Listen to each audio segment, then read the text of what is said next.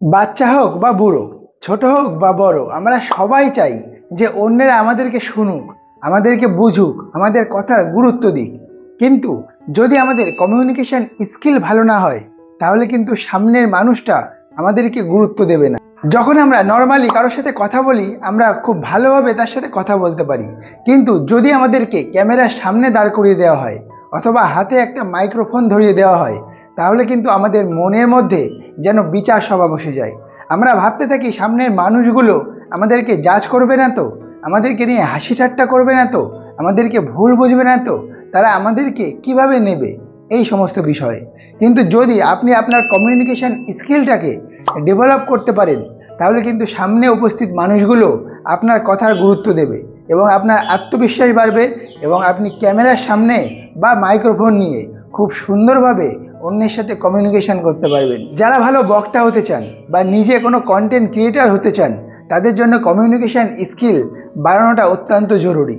তাই আজকের ভিডিওতে আমরা এমন 7টা বিষয় নিয়ে আলোচনা করব, যেগুলো যদি আপনি মেনে চলতে পারেন, তাহলে আপনার কমিউনিকেশন স্কিল দিন দিন ডেভেলপ হতে থাকবে এবং আপনি ক্যামেরার সামনে হোক বা মাইক্রোফোন নিয়ে বা হাজারটা মানুষের সামনে দাঁড়িয়েও খুব সুন্দরভাবে নিজেকে প্রেজেন্ট করতে পারবেন। তাহলে চলুন আর দেরি না করে ভিডিওটা শুরু করা যাক। নাম্বার 1, নিজের ভাষা এবং কণ্ঠের উপর নিয়ন্ত্রণ বাড়ানো। যদি আপনি নিজের ভাষা এবং কণ্ঠের উপর নিয়ন্ত্রণ বাড়াতে পারেন, তাহলে কিন্তু আপনি অন্যের সামনে নিজেকে ভালোভাবে প্রেজেন্ট করতে পারবেন। যদি আপনি ভালো শব্দের ব্যবহার করতে পারেন এবং কোথায় আপনাকে থামতে হবে, কোথায় আপনাকে ধীরে বলতে হবে, কোথায় আপনাকে তাড়াতাড়ি বলতে হবে, এই জিনিসগুলো আপনি শিখে নিতে পারেন, তাহলে কিন্তু অন্যেরা আপনার কথার গুরুত্ব দেবে। এর জন্য আপনি প্রতিদিন 5 থেকে 10 মিনিট মিরর প্র্যাকটিস করতে পারেন। অর্থাৎ আয়নার সামনে দাঁড়িয়ে আপনি আজকে সারাদিন কি করলেন, আপনি আগামী দিন কিভাবে সারা দিনটাকে কাটাবেন, এই সমস্ত নিয়ে নিজের সাথে প্র্যাকটিস করতে পারেন।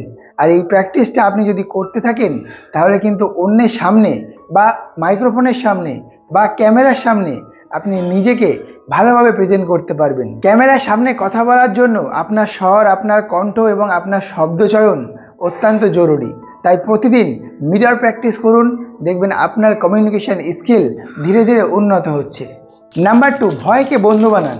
যদি আপনি ক্যামেরার সামনে এসে কথা বলতে ভয় পান, তাহলে সেই ভয়কে নিজের শত্রু বানাবেন না, তাকে নিজের বন্ধু বানিয়ে ফেলুন।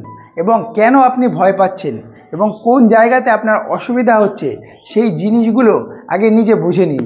তাহলে দেখবেন আপনি সেই ভয়টাকে নিজের বন্ধু বানিয়ে আপনার সেই অস্পষ্টতাকে আপনি ক্লিয়ার করতে পারবেন। স্টিভ জবস নিজে প্রেজেন্টেশনের আগেও এরকম ঘাবড়ে যেতেন, কিন্তু তিনি নিজে বারবার চেষ্টার মাধ্যমে নিজের প্রেজেন্টেশনটাকে উন্নত করেছেন।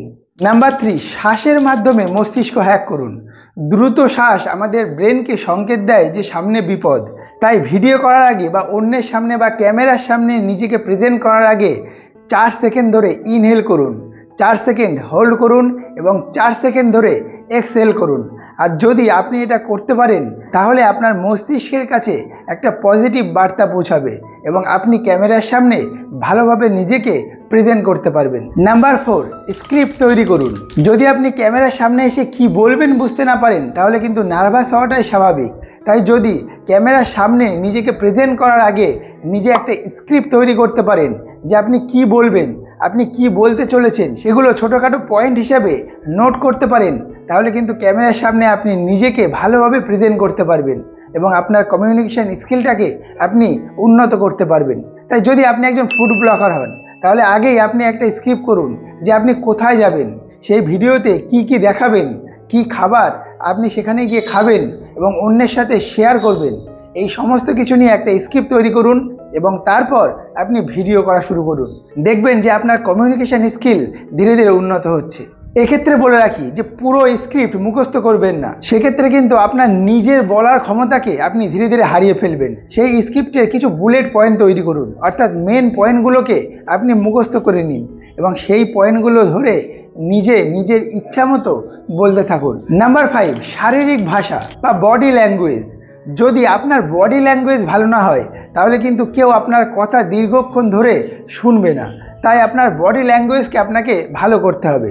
ধরুন আমি আপনাদের সাথে যে কথা বলছি, যদি আমি এক জায়গায় দাঁড়িয়ে কোনো রকম নড়াচড়া না করে আপনাদের সাথে কথা বলতে থাকি, তাহলে কিন্তু আপনারা ভাববেন যে আপনি হয়তো রেডিওতে বা এফএমে কথা শুনছেন, কিন্তু আপনার সামনে যে একটা মানুষ দাঁড়িয়ে আছে আপনি সেটা বুঝতেই পারবেন না এবং আপনার কথা শোনার ইচ্ছা ধীরে ধীরে কমতে থাকবে।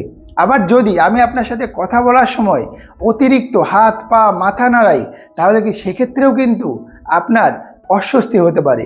তাই নিজের বডি ল্যাঙ্গুয়েজটা ঠিক করা অত্যন্ত জরুরি।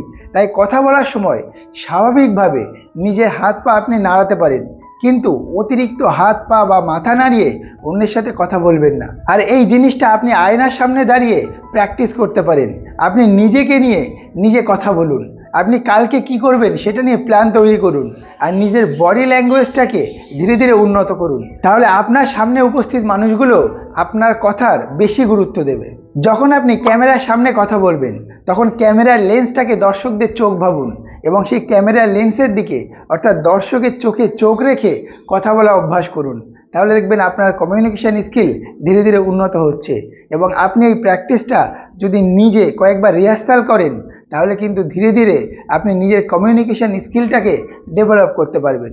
আরও একটা জিনিস আপনাকে মনে রাখতে হবে, যখন আপনি দর্শকদের সামনে দাঁড়িয়ে কথা বলবেন বা ক্যামেরার সামনে দাঁড়িয়ে কথা বলবেন তখন দাঁড়ানোর সময় আপনাকে সোজা হয়ে দাঁড়াতে হবে, কোনো কিছুতে হেলান দিয়ে দাঁড়াবেন না। আর যখন কথা বলবেন সোজাসুজি সরাসরি বিষয়ে কথা বলবেন, তাহলে মানুষের ইচ্ছাটা অর্থাৎ আপনার কথা শোনার ইচ্ছাটা বজায় থাকবে। নাম্বার 6, পজিটিভ ম্যাজিক মন্ত্র। যদি আপনার মন থেকে আপনি একবার মেনে নিতে পারেন যে আপনি অন্যের উপকার করতে এসেছেন, আপনি সবার মধ্যে পজিটিভ বার্তা ছড়াতে এসেছেন, তাহলে কিন্তু তার সামনে যখন আপনি কথা বলবেন বা ক্যামেরার সামনে যখন আপনি আসবেন তখন আপনার মনে কখনোই ভয় আসবে না। একজন নার্স প্রতিদিন একটা খাতায় নোট করত যে আমি মানুষের সেবা করতে এসেছি, আমি মানুষের উপকার করতে এসেছি, এবং সেটার মাধ্যমেই নিজের ভয়টাকে কাটিয়ে ফেলেছিল।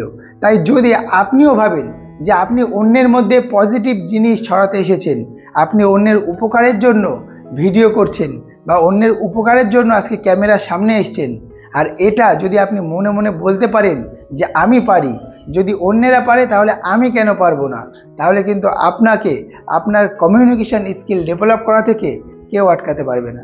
Number 7, recording.